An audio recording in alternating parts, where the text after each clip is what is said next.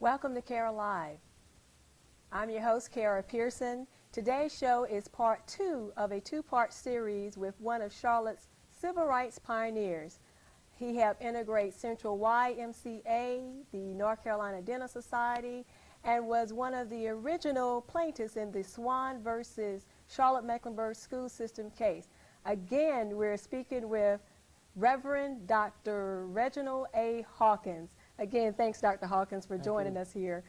We're going to continue our discussion that we were having last week in regards to Charlotte's past, present, and future in regards to the African American community. First of all, I'd like to go back in time again. We were talking in regards to the civil rights movement and integrating different entities here in Charlotte. And we didn't get a chance to talk about the Local 71 Teamsters Union and the integration of that. Could you tell us about that story? Yes, a lot of the truck owners were using black truckers over the road, but they were only paying them local fees. They were not paying them the monies that they should have gotten because of the duties that they were doing. So Kelly Alexander and I wrote the Teamsters headquarters, Jimmy Hoffa, and complained that they were doing this. And Jimmy Hoffa came down to Local 71, the Teamsters, at the Broadway Theater. We met that night to read the riot act to the Teamsters. And boy, all heck broke out. They beat Jimmy Hoffa, me, and Kelly, and everyone else because of that. But we were successful in breaking that segregation among the Teamsters here in Charlotte, North Carolina. And then during the civil rights struggle, we were able to file Title VII cases against those truckers, owners who were discriminating against blacks. We integrated the Teamsters Union. So was Jimmy Hoffa in favor of integration or not? He was in favor. He was in favor. And that's why he got beaten. Maybe that's why he disappeared 20 years later. Well, it might have been a part of it, but they certainly took care of us physically that night down on Tryon Street at the Broadway Theater. Jimmy was for integration. That's why we complained to him about what was happening here in Charlotte. Okay, and they physically beat you, I take yes. it. Also, in 1968, I understand that you were the first black in North Carolina to run for governor. And during your campaign and while you were running, Dr. Martin Luther King was one of your staunch supporters. And you were one of the last people, you spoke with him on April 4th, 1968, the day that he died. Could you tell us what your conversation was with him on that particular day? Yes, I'm going to take a little credit. I'm the first black in the United States to have run for governor, not only North Carolina. I'm the first. Dr. King and I were contemporary, very good friends, and he was supporting my campaign, and he was supposed to have, on April the 4th, visited with me in various cities across North Carolina by airplane to help give a boost to my campaign. I got a call from Atlanta early that morning and stating that they were having a lot of trouble in Memphis, that we might have to postpone the engagement. So I called Dr. King. We had contact. Dr. Metz Rollins was our Presbyterian face with him there in Memphis. I talked with him about 12 o'clock that day to see if we could reschedule the affair and just what was happening, because I was a member of the Council on Church and Race of the United Presbyterian Church, which gave a great bit of financing to SCLC. So we talked, and he was telling me that he appreciated us doing this and that he was surely trying to make the engagement in 2 weeks from that. And I talked with him between 12 and 1 o'clock, and 6 o'clock he was dead. So at the time in North Carolina, was there any, was there anger? Was there any riots in the Charlotte area? I know there were across the country on that particular day. Every city that we were supposed to have visited went up in flames except Charlotte. They wanted to burn Charlotte, and I stopped them, because I do not believe in violence. I did not promulgate violence. It was out of anger that these cities in North Carolina were burned, but I prevented the burning in Charlotte. Some of my lieutenants here, I won't call their name, I called them and said, hold off, you know, don't destroy Charlotte, because of the fact that was my headquarters, and it would look too obvious, you know. And so we did everything we could to keep down violence during our gubernatorial campaign and during our civil rights struggle. We saved this state. We aren't appreciated for what we did. The state takes credit for what we did and what we suffered for, but we did save this state from violence. In 1968, there was a lot of things going on with King being assassinated and also Senator Kennedy, exactly.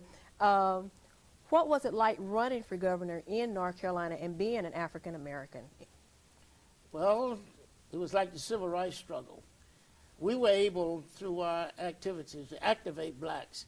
Never before and since has many blacks voted as they did in my campaign in 1968.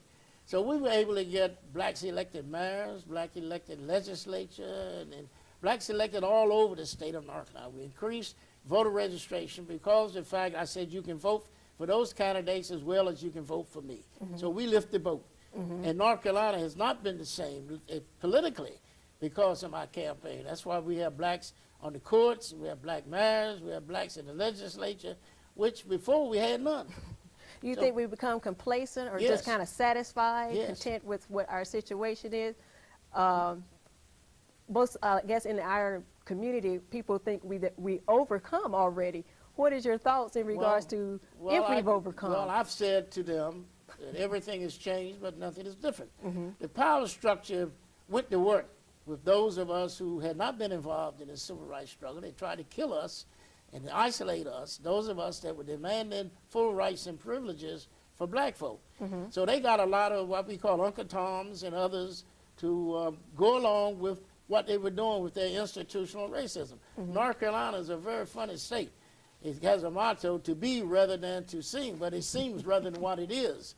So they went to work and got a lot of blacks in high positions, gave them jobs that we opened up, and told them that they were better than other blacks, established a black class in North Carolina, and we forgot from whence we came. We forgot those who were less fortunate than we are, and then, therefore we lost our leadership group because of the fact that they were able to placate blacks, and they still are, in this state and in this community.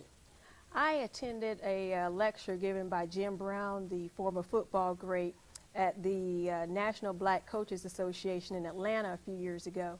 And at the beginning of his lecture, he asked that, of course it was a room full of African Americans, he asked that all the blacks raise their hand.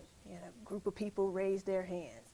He said, now would all the Negroes raise their hands? And another group of people raised their hands.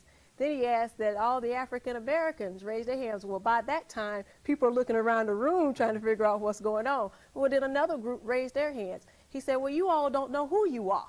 So do you think that we are divided within our community because of our different labels that we have put on ourselves, and that we pretty much have a division within our own community? Just slavery. The white man was smart. It's the system that exists all over the world, started by England, our race and class. And they started us. We had the house niggers and the field niggers, which separated us. Then we had the landowning niggers and the non-landowning niggers. And then we had the white niggers and the black niggers. And then we have the educated niggers and the uneducated niggers. This is what the white power structure has done to us. It's the fight with affirmative action. Ward Conley out there fighting said, we've gotten everything we need and we should not be given affirmative action. Affirmative action is a white thing. They've benefited from it. So the white power structure is smart. The system started in England back during the time of slavery, how to divide and conquer. And they've used that against us in every instance. When I was in school, if you weren't half white, you couldn't be considered as a queen of the college. So they used color. They used land. They used education. Everything. And unless we come together, and I have 6 degrees, unless we come together, we're going to be destroyed in this country. Already they try to push the Hispanics as becoming the largest minority. Already they start trying to take advantages away from us. And if we don't wake up, we'll be right back in a state of slavery. We had more civil rights in 1866 than what we have now. 1876, they took a lot of them away from us under the Hayes Compromise. 1896, they ushered in discrimination with Plessy versus Ferguson. And I say to blacks that institutional racism and sophisticated racism is just around the door. That's what they're trying to do. Got these racists who file these suits against the school board here in Charlotte. This is part of the scheme all over the country. And if we don't come together, we don't hang together, we're going to hang separately. So all the laws that we established in the 60s, one by one, are being taken off the books. And in regards to affirmative action, you mentioned Ward Connolly. He started his campaign, so to speak, in California, and I hear that he's now moving it on this side of the country in Florida. Do you have any thoughts in regards? Yes, I just left Sacramento, and I talked to some people there. Ward Connolly benefited from affirmative action. Mother's on welfare, married to a white woman, therefore he became white. And that's the problem with us. We became white too quick. He is in Washington State, now he's in Florida, talking about affirmative action. That's our problem. I believe in the brotherhood of man, the fatherhood of God, but I believe in myself. I don't want to be white. Why in the world should I be out here preaching white tenets when the fact that my people are down here suffering because of the action of the white power structure in this community? You know, you're being a minister and going back to the melting pot as everyone in a group in the affirmative action issue. My grandfather was a minister also, and one of his sayings was, you can't do nothing without, you can't succeed if you're taking God out of the equation. And in society today, the religious leaders are not as forward as they were in the 1960s and during the civil rights movement. And you don't see ministers being vocal about what's going on, especially in regards to the school desegregation case that just happened, the recent one. Do you have any thoughts in regards to that? Quite a bit. Freedom came to us through the church, the black church. White people have brought over the black ministry today. Every civil rights leader that was successful in the 60s and 50s and 70s and before were black ministers. We have forgotten from which we came. I preach that. That's why they call me a radical. I believe in liberation theology. I believe that the only way we're going to make it is through the church. And those blacks that are deep, that are going away from the church and found their thing otherwise and all this, if they don't come back to the church, it's going to be losing their soul and losing what we have gained. The black church is paramount. But they went to work. Every black minister now is a doctor. The white man went to work. His church is being financed by Bank of America, a First Citizen. They got them in the hawk. And therefore they can't talk out. But we were willing to put our life on the line during the 60s and before. Black ministers were the ones that spoke out in the community. That was a place of freedom. That was our only place of freedom, was the church. But now we have forsaken the church, and bless God, I don't know what's going to happen to us if we don't come back home and don't come back to the church. And I say to these young black ministers, leadership is gained, it is not given. Some people would argue that society is much different than it was at the time that you're speaking about in the 60s and the 50s, that we've established businesses here. We have our own thing going on, so to speak. You have any thoughts in regards to that, if we actually have established anything, or are we actually in hawk by a higher being or the big banks or whatever within this city? The whole thing is economics. You make 74% of a dollar that a white person makes in your position. We're not paid according to what we do. We built this country. We weren't even given 40 acres and a mule. Yet white people were bought from Europe, all over Europe, given everything. The Germans that we fought against in World War II were treated better than we were. So things aren't better. Any black who believes that need to have his head examined or go down and try to get a job as president of Bank of America. We are in middle management. We're the first fired. And we are the ones that are pounced upon by this power structure. And any black person that believes that we're better off now than we were back in the 60s need to have his head examined, because I'm telling you that things are going back and that we have a great deal of unemployment among blacks in this prosperous country, and people from other parts of the world are still treated better than what we are. And speaking of that, the Jews just received reparations in regards to what happened during the Holocaust. It appears that African Americans were never recognized after slavery. It's like something that we pushed under the rug that we don't want to talk about. Not that African Americans are getting reparations or anything. There's no speak of that. And it's like once slavery was over and we tried to overcome that boundary and Jim Crow laws were established, then we tried to overcome that. It's like we don't want to talk about that, and we don't talk about things just as it's done in the Jewish community in regards to Holocaust. The Jews should join us. The nation of Israel was established by reparation from Germany. Even today, Germany has to pay reparation. Everybody, every country in the world has ever been mistreated has received reparation, except blacks, because of the fact that they treated us as property. Mm-hmm. They never treated us as a human being. You got to remember that. We were considered 3/5 of a man. So the white psyche has never looked at us as a human being who suffered. They feel what they did to us was right. That's their psyche. They think of us differently than what, yet they hate the Jews, but they go back to reparation for the Jews. The Jews should be joining us in this fight for reparation in this country.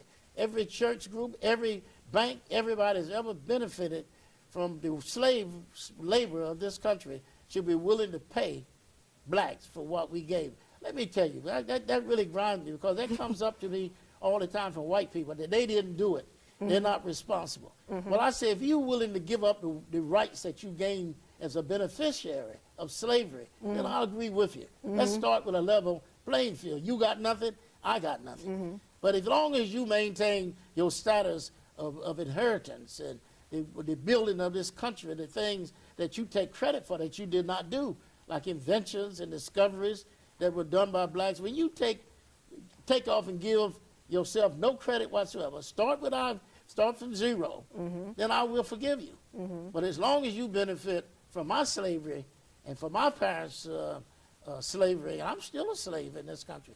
I'm not considered there's no white man who considers me equal. Mm-hmm.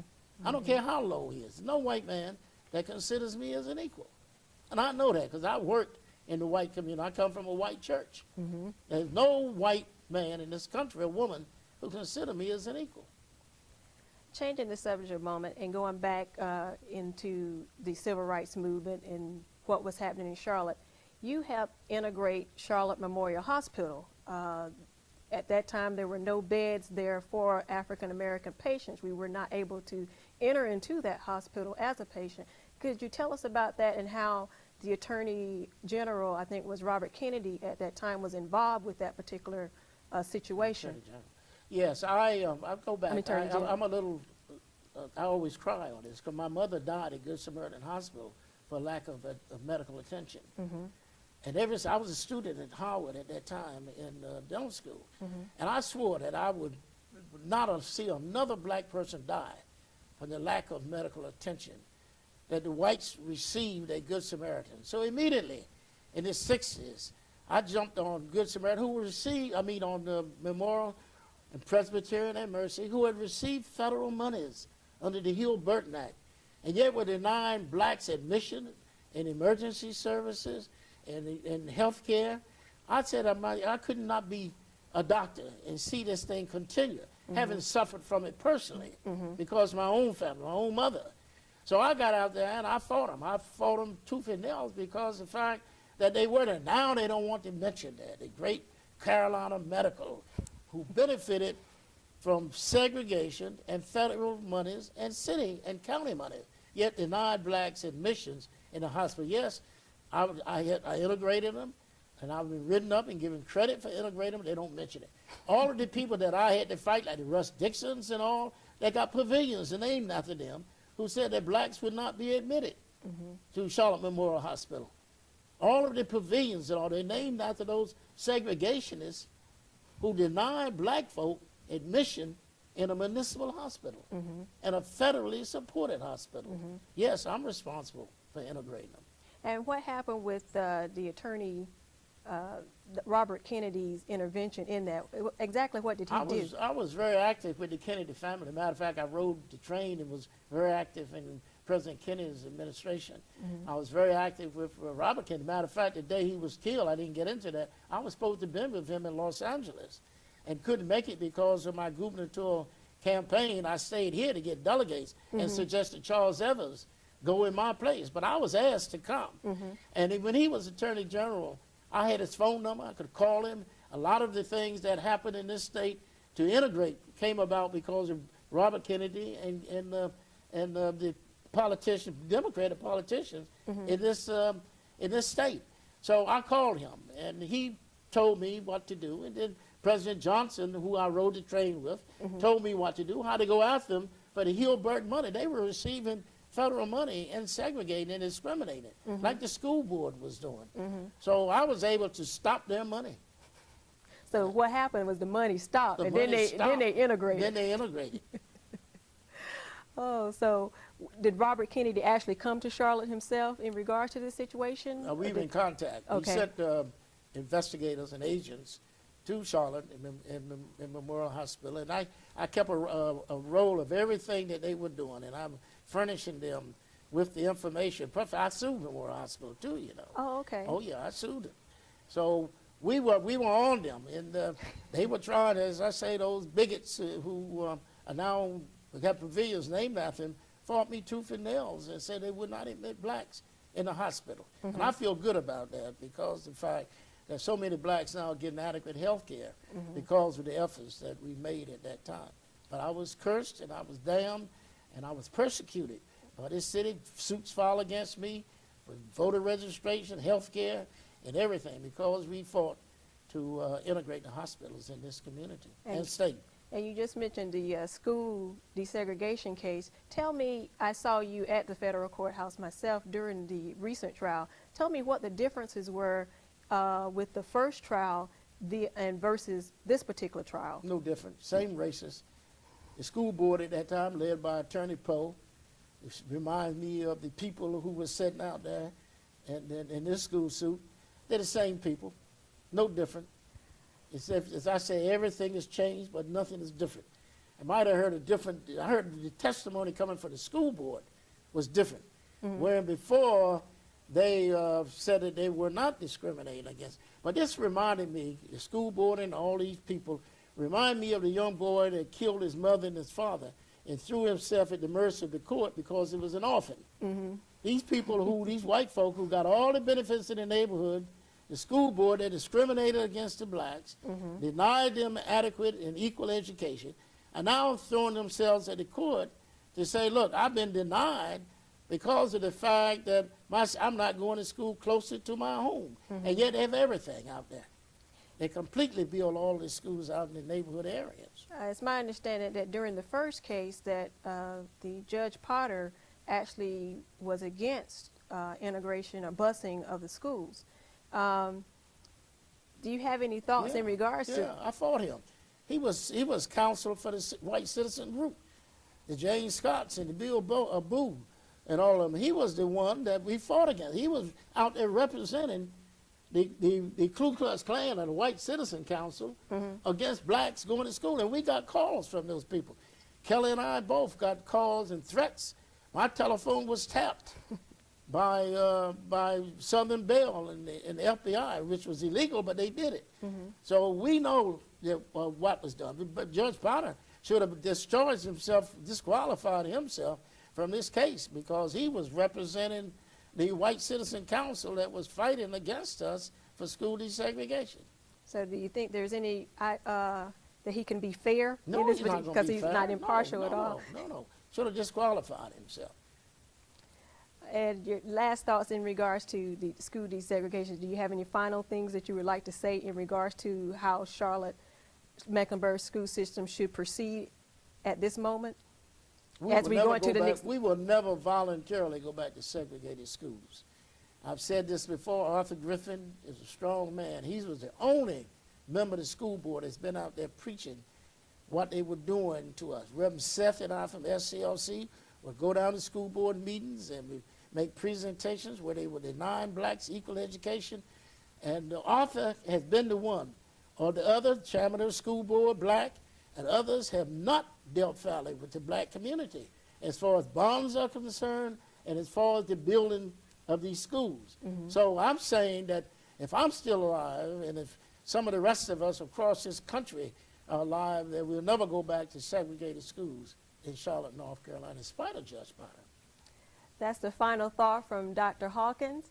It's been indeed a pleasure having him here on Care Alive, and I'd like to invite you guys to email us with any comments that you have on this particular show at carealive@usa.net, and feel free to check out our webpage, which is listed at the bottom of the screen as you look now. Thanks a lot again for joining Care Alive, and we'll see you next week.